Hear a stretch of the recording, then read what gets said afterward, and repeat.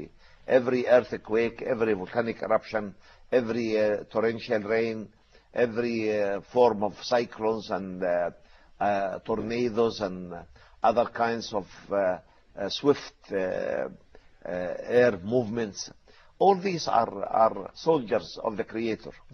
He can cause them as a means of punishment for transgressors and ill-doers, and can make it a way of trial for the good ones, and can make it a reminder for those who are saved after it. As Allah says, لَعَلَّكُمْ تَتَفَكَّرُونَ, for you to think. No. Yes. No.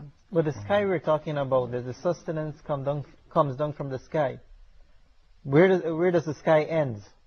For example, we see the rain coming just from the clouds. No, the rain comes from a very close area. Yeah. You see, the area of clouds does not exceed 18 to 20 kilometers. And this, of course, varies from geographical zone to another. But what we call the troposphere, the zone of the climate, you see, is only 13 to 20 kilometers thick. But of course, these elements come to us from outer space, from outside our solar system, and probably from outside our own galaxy.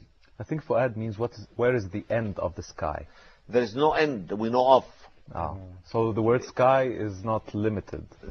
No, it is limited, but we don't know its limits. Yes, okay. You see, sky is surrounding the earth. Inasmuch as we have 4 earths enveloping one another, all the 7 earths are within our earth, one sphere enveloping the other.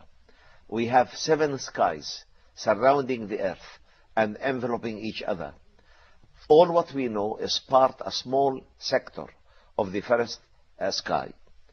And the farthest star we know of is at a distance of more than 24 billion light years.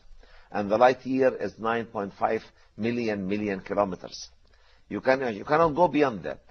You cannot go beyond that. And even from that great distance, Allah sends the sustenance from to the everywhere. So from everywhere. And that's why He said, وَفِ السَّمَاءِ رِزْقُكُمْ وَمَا تُوعَدُونَ. My question here, Dr. Zaghlul, was it proven already that we have 7 layers of spheres surrounding our Earth? Yes. Is it proven? Is it a scientific fact now? Yes. Any earthquake, natural or artificial, can draw the boundaries between these 7 spheres very precisely. Because as you send a sound wave, whether this is being generated in the earth or being artificially made by man, the sound waves, as they move from a denser environment to a lighter environment, there is a break. You see, you find a clear break. So any earthquake, natural or artificial, can draw the boundaries between the 7 earths beautifully. A solid inner core, mainly composed of iron and nickel, a molten outer core having the same composition, and then 4 layers of mantle, decreasing in their iron content gradually from inward, outward, and of course the outer rocky cover of the earth with only 5.6% of iron. And inshallah we will be talking in another episode about the descent of iron from outer space to our earth, which has also been beautifully spelled out in the Holy Quran, beautifully expressed, that it was exactly sent down in exact parallel to the sending of the divine guidance to earth. Subhanallah. No. We'll go for a short break, Professor Zaghlul.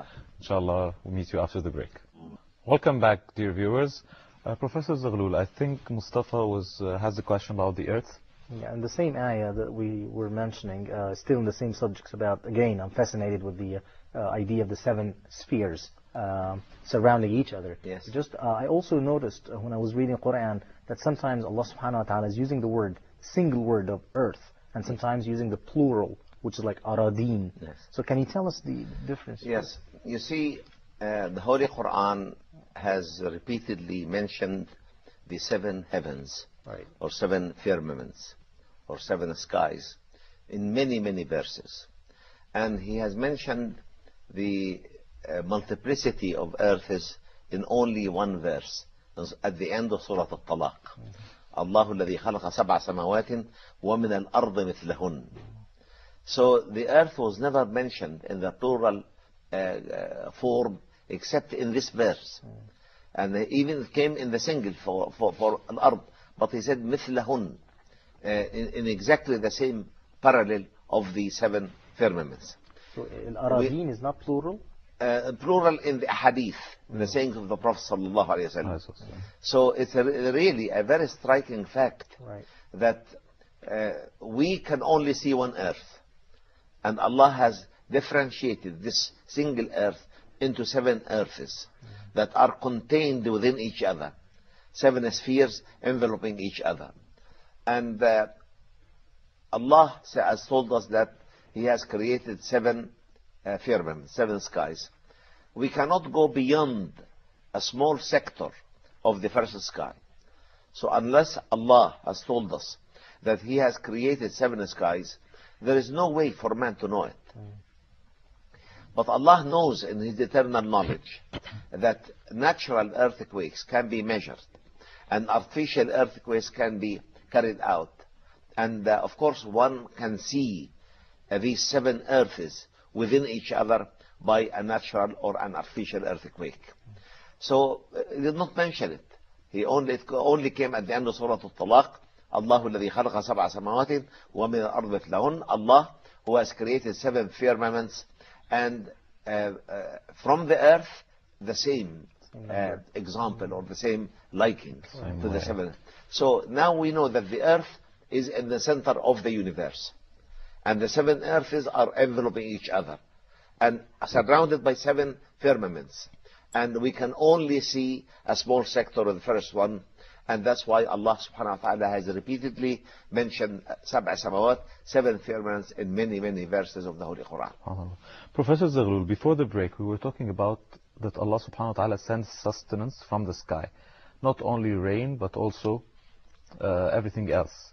But the divine decision to distribute it. Yes. And the many different elements that are created in outer space. Yes, and in the second part of the ayah of the same verse, and He sends also what you have been promised. Yes. What does that mean?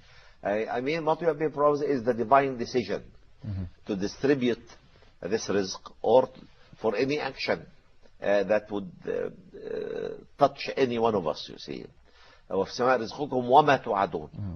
else you have been promised. Yes. So not only your sustenance, but the divine decrees that would touch you by His bounties or His honoring and His knowledge, our feelings, our emotions, many everything, things, you see. everything. Or the other way around, His punishment, His any other way of punishment Allah imposes on any one of us. So you're saying the sustenance here is not limited to material things? No, it's not limited to material things, because sustenance can contain good health, good knowledge, good heirs behind you. Happiness, sadness. Happiness can contain lots of things. Because one's existence in this life does not only rely on material sustenance. Yes. We need lots of other things that would make life happy and easy. But one would say, how can happiness come from